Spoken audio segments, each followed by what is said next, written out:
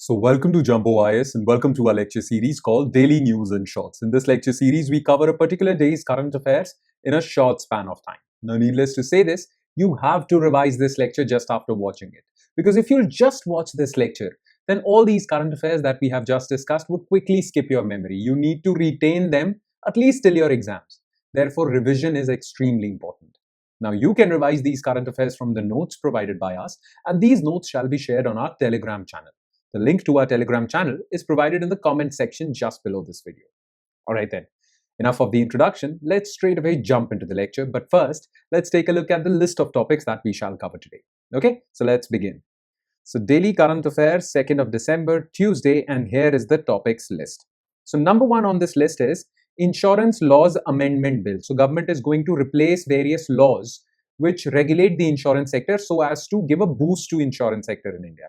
Now, this bill is going to be tabled in this session of the parliament. So we'll talk about the key provisions of this bill. Then, well, recently there was this controversy that a couple from Pakistan fled to India, came to Gujarat, India. And there was this issue of verifying their age because they said that they were minors, but actually they turned out to be, adults. So what is the scientific mechanism for identifying age through bones and teeth? So we'll talk about age determination via bones and teeth. Okay, this is related to science and technology. Then the third topic is with respect to regulation or laws related to polygamy in India. Because recently, after Uttarakhand, Assam has become the second state to ban polygamy in India. Okay, now this will impact all religious communities in Assam. So we'll talk about the laws related to polygamy in India. Then, well, there was this huge controversy with respect to SANCHAR SAATHI App that the government had launched to basically combat cyber crimes. Okay, this app is on your phone and you can report on this app if you have been a victim of cyber crime. Okay, so we'll talk about key features of SANCHAR SAATHI, and we'll also talk about the controversy part. Okay, and in the end, well, we won't talk much about this. It will be mentioned in your notes, but nonetheless, do read it from the notes, and that is Oxford Word of the Year, rage baiting. Okay, it's called rage baiting. So we discussed Cambridge Word of the Year. Now it's time for Oxford Word of the Year. Read it from the notes. Okay. So first topic is related to, well, polity portion of your UPSC syllabus, policy and governance. Second topic is clear cut related to science and technology. Third topic is related to, again, polity portion of your UPSC syllabus. Fourth topic is related to policy and also internal security because we are dealing with cyber security. Okay, internal security. And last topic is general GK. Okay, so these are the 5 news items that we shall zero in our attention on. So let's start discussing them one by one, starting with topic number 1, and that is Insurance Laws Bill 2025, basically amendment bill. Okay, now insurance sector is quite promising in India because India has a huge market. There are so many people in India. First of all, we have a huge population. Now, all insurers in the world, the global insurance companies have been eyeing Indian market because there are so many people. And there is huge potential for insurance market in India. But the thing is that India's rules and regulations with respect to insurance sector were a little restrictive. And that is why not many foreign companies could come to India. But through this bill, government is going to further liberalize the insurance sector. The idea is that foreign companies come to India, collaborate with Indian insurance companies. There is innovation, transformation, transfer of technology, all these things happen. And insurance penetration in India increases. More and more people come under the ambit of insurance. So basically, to boost insurance sector, government has launched this bill. Okay, so let's quickly discuss the key features of this bill and the advantages that are going to accrue from this law. Clear? So let's talk about this. So Insurance Laws Bill, basically it is Insurance Laws Amendment Bill. Okay. Now, what was in the news? First, let's talk about this. So, the government's decision to introduce the Insurance Laws Amendment Bill in 6th session of 18th Lok Sabha sets stage for forward-looking, cohesive reform package that could define the next decade. Okay, basically, it is reforming the insurance sector. Industry stakeholders, that means big insurance companies, expect the bill to receive final approval, unlocking the sector's full potential for growth, capital inflows, because now foreign companies would come in, they would bring a lot of investment with them, so foreign capital would come to India. And these foreign companies have good technological products. So they will bring in innovation also once they collaborate with Indian insurance companies. Okay. Now, what are the key features of this bill? So the first key feature, okay, first of all, let's gather some information about this bill, okay. So the bill amends 3 laws: Insurance Act of 1938, LIC Act of 1956, and IRDA Act, Insurance Regulatory and Development Authority, 1999. So this IRDA basically is the regulator for insurance, okay. So these 3 laws, remember the names, these 3 laws are going to be amended by this new bill, okay. Now, the best thing about this bill is that it plans to increase foreign direct investment in insurance from 74 to 100%. So earlier, only there was a cap on FDI from insurance companies, okay? It was 74%. So that cap has been increased to 100%. Now, wholly owned foreign companies can come. So basically, we have increased the amount of foreign investment in insurance that can come. Okay, so FDI limit has been increased. It aims to boost insurance penetration. In India, despite having huge potential, insurance penetration is very low, okay? 3.7% compared to global average of 7%. Now, the question is, what is insurance penetration? Okay, you should know this if you want to understand how insurance penetration in India is low. So, how is insurance penetration measured? So, total annual insurance premiums. You see, when you do insurance or when you take an insurance product, every year you pay premiums. So total amount of premiums paid in 1 year as a percentage of India's GDP. This is insurance penetration. Now, the depth of insurance market is also measured through another variable, and that is insurance density. What is insurance density? This is per capita insurance premium. So total annual insurance premium divided by country's population. So total annual insurance premiums that are paid by all divided by country's population. This is insurance density. This is insurance penetration. Okay, make sense? Please remember the difference between the two. Both of them sometimes are used. Okay, you need to know the difference. In fact, an MCQ can also be asked, targeting whether you know the difference between the two: insurance penetration and density. Now, some key features of this bill which will really liberalize insurance sector. Okay, first of all is FDI. Okay. Now, this will enhance competition. Our domestic insurance companies face little competition from foreign companies. Now, they will face competition from foreign companies. Now, whenever there is competition in the market, these companies are forced to innovate. Otherwise, they would stay stagnant. So, this will inculcate competition, innovation, underwriting, insurance underwriting. That's a technical thing. Don't get into that. Risk management, customer service, again, because of competition. Crucial for expanding product range. Now, different types of insurance products can come out. Affordability, because there is competition. So, to eliminate your competitor, you reduce the price. Competition is a big boon for consumers and distribution networks. Okay. Plus, another good reform is that it has now introduced composite licensing. Earlier, what used to happen was an insurance company would get a license. Only then they can operate in India. But licenses were divided into 2 parts: life insurance and non-life. A life insurance company cannot sell non-life insurance products like car insurance, health insurance.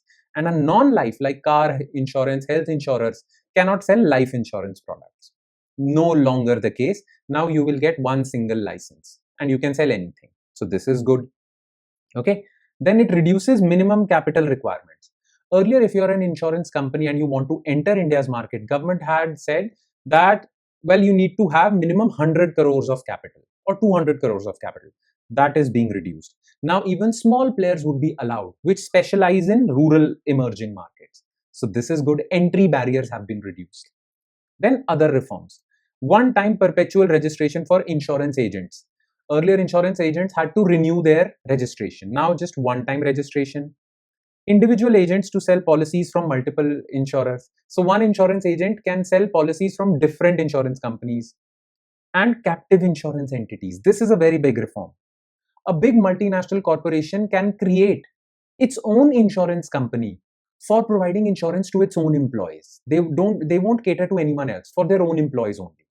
This is known as captive insurance entity. For example, Reliance creates Reliance Insurance for its own employees. Okay, Tata creates Tata Insurance for its own employees. This is captive insurance entities. These have been now allowed, basically expanding and freeing up the market. Okay. Now, what are going to be the benefits of this? Well, simple. Expected to propel India's insurance sector into a global competitive landscape because there is going to be increased competition. more players would enter because capital requirements have been reduced, foreign players have been allowed, small players have been allowed. Okay, so this is there. Will increase insurance penetration. Now more players would come. They would provide products to more customers and deepen financial inclusion aligned with insurance for all goal by 2047. You know, there is this goal called Vikasit Bharat, developed India by 2047, right? In that developed India, government has aimed to provide insurance for all. This would get a boost, okay? Enhance ecosystem resilience through technological adoption, because these foreign players would come, they would bring in new technology, okay? Strengthens product innovation, because there is going to be competition. Companies have to innovate with their insurance products, okay? Plus, the company that will provide consumer-centric services, okay, will keep consumers in their mind, okay, customers in their mind, will get the maximum market share. So everyone would try to do that, and consumers in the end would benefit, okay? So these are the advantages of this. All right, okay, that would be all. Now let's quickly shift our focus to next news item, and that is age determination via bones and teeth. You must have heard about this news, okay? Recently, a couple from Pakistan, well, they fled to India and they landed in Kutch, Gujarat, okay? Now, government booked them under Passport Act and Foreigners Act because that was illegal migration. But to save themselves from jail term under these laws, well, they said that they are minor. The male said that I'm 16 years old and the female said I'm 15 years old. Now, government cannot just believe their word for it. Okay, government cannot just believe whatever they are saying. They had to test. Now, there are various scientific forensic tests to determine the age of the person. Okay, they require bone analysis or teeth analysis through which you can scientifically know what is the age or what is the approximate age. When those tests were conducted on this couple, well, they found out that the man was 20 years of age and the woman was 18 years of age. So they were adults, and that is why you can prosecute them and give them punishments as per or what you give to adults. Okay, it is because of this reason that these tests, bone test and teeth test, well, they became famous in the news. And as UPSC aspirants, it is important for us to know the science behind these tests. Okay, so let's talk about this. So age determination via bones and teeth. So what was in the news? The news, a Pakistani couple who had crossed into Kutch in October claiming to have fled their village because their families opposed their relationship have been booked under Foreigners Act and Passports Act after they were found to be adults. Earlier they were claiming they were minors, but they were found to be adults after certain tests. Now what are those tests? Number one is bone ossification test. I'll explain what it is. Okay. And the other is analysis of teeth. So let's talk about both these tests one by one, okay? First, let's talk about, well, bone ossification. Okay, now what happens in bone ossification? Well, bone ossification means solidifying of a bone. Basically, it means when a soft bone or cartilage converts itself into a bone. The process where cartilage hardens into a bone. Okay, so when you're a child, your bones, most of your bones are cartilages, soft tissue, but then it hardens into a bone. Okay, the process where cartilage hardens into a bone is the primary marker used. Now, the ossification stage or the hardening stages are predetermined. At 12 years of age, it would be this hard. At 14 years of age, it would be this hard. At 18 years of age, this bone would be this hard. Okay, these are predetermined, and that is why it is a good test for age. So X-rays of upper body joints, basically you look at joints because joints are cartilages and then they solidify into bones. And sometimes lower limbs are studied as to assess skeletal age. So basically you check for some bones in the wrist or in the forearm. Okay. Ossification stages help classify age groups: newborn, infant, adolescent, pre-adult to adult. So at 16 years of age, the ossification stage would be like this. Basically, this test is also used in sports also. There are so many children or there are so many adolescents who claim that they are 14 years old to play cricket in under 14s, but they are actually 18 years of age. So how do you test whether this 18-year-old is 14-year-old? Well, bone ossification test is used. Okay. Now, after expire, the center is, oh, sorry about this. Again, there are a few hiccups. Nonetheless, so this is the ossification, bone ossification. Then there is teeth also, age estimation via teeth. The third molar, the wisdom tooth. You must have heard about wisdom tooth. So the wisdom tooth fully expresses itself, the end tooth. The wisdom tooth fully expresses itself in adulthood. So it begins calcification at around 8 years and completes by 21 years. Well, OPG X-rays assess the stage of root development of wisdom tooth. A fully developed tooth root indicates the person is 21 years old or older. Incomplete root formation suggests younger age. So if it's incomplete, then you're minor. But if it's complete, you can never be less than 21 years of age. Okay. The third molar may be impacted, so internal development is considered rather than mouth eruption. Nonetheless, so bones and teeth are used. By the way, what rules and regulations basically govern these tests to determine age? Are there any laws or rules in India which govern age determination? Of course there are. Okay. So age determination. Medical age estimation is a scientifically accepted procedure used to determine if a person is minor or adult, especially in medico-legal cases, especially in cases where victims of crimes, disasters, okay, claim that they are minors so that they are handed over to juvenile justice board, but actually they are adults, okay, and to resolve challenges in legal age claims. The process is governed under Indian law, so remember this, and involves specialized forensic examinations of bone and teeth. Basically, whenever you have to conduct a test to determine the age of a person for using bones and teeth, well, a medical age estimation board has to be set up, and under this board, everything would be taken care of. So these are the rules and regulations. Clear? Simple? Okay. Now let's move on to third news item, very important, and that is regulation of polygamy in India. Now look, well, polygamy, marriage, divorce, inheritance, all these things come under personal law. Okay. Now, every religion has its own personal law. But when it comes to Hindus, Sikhs, Jains, Buddhists, for them, the government has created a law and their personal law should abide by it. Okay. But for Muslims, there is an exception. And in that exception, Muslims don't have to abide by any law. They'll have their own personal law. Now, when we talk about marriage, the thing is that as far as other religions are concerned, as per Indian law, nobody can marry twice. Basically, they have two wives. Okay. But this doesn't apply to Muslims because Muslims are allowed their own personal law. Okay. So under their own Sharia personal law, well, a male is allowed 4 wives and that is allowed, and that is why you can't prosecute them if they have 2 wives or 3 wives. Okay. But recently, as per the central law, okay, Government of India law, but now some states are prohibiting this. States like Uttarakhand earlier and now Assam have passed laws to ban polygamy across all religious communities. Okay, and if someone is found guilty of this, then it is a punishable offense also. So earlier it was Uttarakhand, now it is Assam.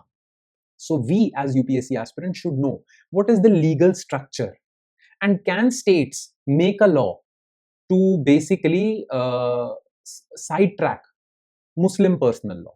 Can states interfere in that? Because, well, Article 25 allows right to freedom of religion. Okay. Well, certain Muslim groups can say that you're interfering with our Article 25, which is a fundamental right. So can states make a law? Can Supreme Court allow this? Okay. So what is the legal structure under which this personal law related to marriage is governed? Okay. What is the situation with other religions and what is the situation with Muslims? Let's talk about this. Okay. So regulation of polygamy, more than 1 wives, okay, in India. So Assam became the second state after Uttarakhand to enact specific legislation banning polygamy, overriding personal law exemptions. Muslim personal law was given this exemption that they can do whatever is written in their religious scriptures. Okay. The bill classifies polygamy as cognizable, non-bailable offense with up to 7 years imprisonment, and fine extends to 10 years if concealing prior marriage. If you have married someone via fraud, by concealing your first marriage, then 10 years. It also imposes civil penalties also. Not just that you will get a jail term and fine. Well, people who are convicted of this offense are barred from state-funded public employment, and they are also barred from contesting elections in Assam. So this is a very strong law in Assam. Now let's talk about, is it allowed? Okay, what are the rules and regulations? What is the constitutional position with respect to personal law in India? Okay, so situation in India. Now, though directive principles of state policy say that we should have a uniform civil code, India lacks a uniform civil code. Okay, India lacks uniform civil code, therefore for every religion there is different personal law. I mean, basically not for every religion, but for Muslims they are allowed their own personal law. India lacks uniform civil code, marriage governed by religion specific personal laws. Now for religions like Hinduism, Parsi, Christian, for them laws have been created, okay? Hindu Marriage Act, Parsi Marriage and Divorce Act, Indian Christian Marriage Act, all these laws, they mandate monogamy under these acts. So for Hindus, which includes Buddhists, Jains and Sikhs, well, polygamy is prohibited. For Parsis, polygamy is prohibited. For Christians, polygamy is prohibited. Okay. Second marriage is void and punishable under Bharatiya Nyaya Sahita, which replaced IPC. Okay. 7 years in jail. But Muslim personal law has been given an exception. They won't be prosecuted under BNS. Muslim personal law 1937 permits men up to 4 wives, exempting from BNS bigamy provisions. Okay. So Muslims were allowed this exemption. Clear? Now, Uttarakhand said that, well, we will penalize even Muslims. Now, Assam has also said. Can they do so? So first, let's talk about state level. So, Uttarakhand banned it. Both Assam and Uttarakhand bills exempt scheduled tribes in 6 scheduled areas. Yes. So, this is very important. Okay. Uttarakhand banned polygamy. Assam and Uttarakhand both banned polygamy, but they said that there are exemptions for scheduled tribes and scheduled 6 areas because some tribes allow polygamy. So, they won't touch that. Okay. These laws are not touching that. In fact, Goa already has uniform civil code, which was taken from the Portuguese rule over there. In that also, Muslims are not allowed polygamy, only in Goa. Okay, Muslims included, monogamy is not allowed. There was some exception for Hindus, okay, which was in Portuguese law, but not important for us. Nonetheless, these are state level exceptions. Now, can a Muslim in Goa say that, well, Goan authorities are not allowing second marriage to me? Can an Uttarakhandi Muslim or Assamese Muslim say that, well, you are not allowing me a second marriage, this is a violation of my Article 25 fundamental right? Okay, fundamental right, freedom to religion. Well, can they file a case in Supreme Court? Well, Supreme Court has made it clear. Supreme Court has said, look, Article 25 protects your fundamental right to religion, but it only protects essential practices of your religion. Okay, you can say anything. Okay, you can do anything and say this is my religious practice. That is not allowed. Only essential practices won't be interfered with. And Supreme Court in 2015 ruled that polygamy in Islam is not an essential practice of Islam, and therefore state can regulate it. You understand this? Okay. Supreme Court has ruled that polygamy is not an essential practice of Islam, and that is why, well, Muslims cannot claim that this is a violation of Article 25. Therefore, states can create a law to regulate this. And because of this, since 2015, Uttarakhand has done it, Assam has done it, and, well, Goa already had it. So no one can file a writ petition in the Supreme Court contesting this law made by Uttarakhand or Assam. So understand this constitutional position. Okay, simple? All right then. Let's move forward and let's move on to a very small news item, and that is SANCHAR SAATHI App. So basically, cyber crimes, cyber fraud calls, these have increased. These cases have multiplied. Now, to protect its citizens from these cyber frauds, well, government came out with a digital solution. They came out with a SANCHAR SAATHI app, which will be installed in your phones. And the thing with that is that whenever you receive a cyber fraud call or any cyber crime is perpetrated on you, well, you can report on that app. So this is for cyber crime reporting. Okay. Now, why was this in the news? So recently, government made it mandatory for all mobile phone manufacturers to pre-install this app on the phone. Okay. So data privacy activists are saying that pre-installation shouldn't be the case. You should allow the consumers to give their consent. Okay. Maybe they want another app for their cyber security. Okay. Don't pre-install it. Please make sure that you take the consent of the user and you don't violate their right to privacy. So basically the controversy is that you can't, without the person's consent, pre-install an app on someone's phone. Okay, so this is the issue. So first of all, we'll talk about what is SANCHAR SAATHI app. Okay, first we'll talk about this, and then we'll talk about the controversy. Okay, so let's begin. So SANCHAR SAATHI App. So what was in the news? SANCHAR SAATHI is a citizen-centric cybersecurity portal and mobile app developed by Department of Telecom to enhance mobile subscriber security and awareness. Government mandates pre-installation on all new smartphones, non-deletable, you cannot delete it, with software updates for existing devices to ensure universal access. If you already have a phone, okay, and there is no SANCHAR SAATHI app, and maybe the software being used on your phone doesn't allow installation of SANCHAR SAATHI app, then, well, that software company should come out with an update so that they update your software, and then, well, that would allow SANCHAR SAATHI app. Okay, so government has kind of made it mandatory for all mobile phone users, smartphone users. Now, key features of SANCHAR SAATHI app. So, Chakshu portion or Chakshu feature, report suspected fraud call, SMS, WhatsApp. Okay, so you can report a crime. Spam reporting. If you are receiving messages from companies, okay, sir, please take personal loan, sir, please take this. There are so many spam calls and messages. Well, Telecom Regulatory Authority of India has prohibitive order against it. So this app will monitor your messages and calls and see whether you are getting spam calls and then take action against those companies. So this is there. Then lost and stolen phone management. It can track your stolen phone, shut it down. This is there. Awareness tool. Provides updates on telecom security, cyber threats. So whenever there is a cybersecurity virus going around, an update, a notification would come into your phone. So these are the features. Clear? But what is the issue? Well, privacy activists are basically up in arms and they are protesting against this. Okay, especially the pre-installation order of Government of India. Now, what is their argument? Why are there concerns? First of all, mandatory pre-installation would make sure that this app will be pre-installed in your app, in your phone, and every app collects user data. So without taking your consent, the government is mining your data. So this is one issue. Then automatic registration with user's phone number. This app will be connected with your phone number. If you have an Android phone, no consent will be taken. If you have an Apple phone, because Apple company has certain privacy restrictions, then you would be asked for consent. So there is this discrimination between Apple users and Android users. This is a problem. Then this app will have access to your phone numbers, contacts, call logs, photos.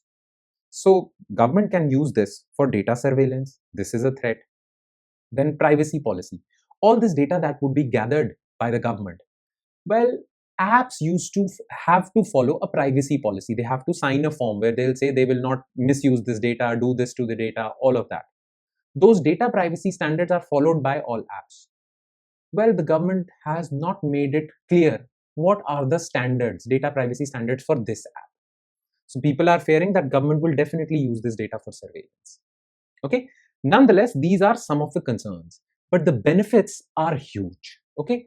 Through this, government aims to reduce cybercrime in India. Clear? Simple?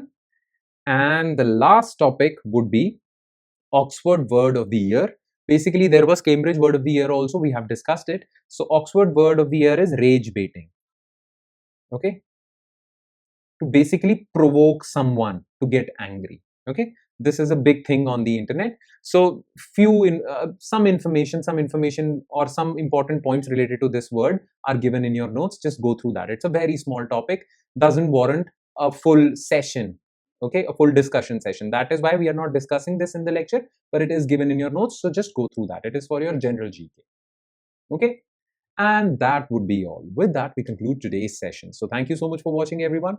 And I'm sure it has added value to your preparation. But please do not forget to revise this lecture from the notes provided by us on our Telegram channel. This is really important.